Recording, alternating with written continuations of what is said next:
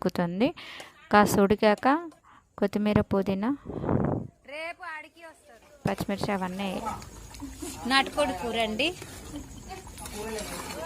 పల్లెటూరు నాటుకోడి కూర ఇది.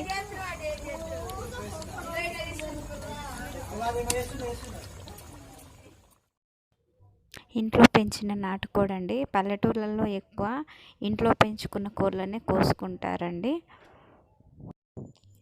నాటుకోడి ఉడికిపోయిందండి. ఇప్పుడు దీన్ని స్టవ్ కట్టేసుకొని ఇప్పుడు వడ్డించుకోవడమే. నాటుకోడి కూర బగారా రైస్ రెడీ అయిపోయిందండి. నాటుకోడి కూర వేడి వేడిగా బగారా రైస్లో సర్వ్ చేసుకొని ఇలా అందరం కలిసి భోంచేస్తుంటే హ్యాపీనెస్సే వేరుంటుందండి. మీరు కూడా ఆ ఫ్యామిలీ మెంబర్స్ అందరూ ఎక్కడెక్కడ ఉన్నా కానీ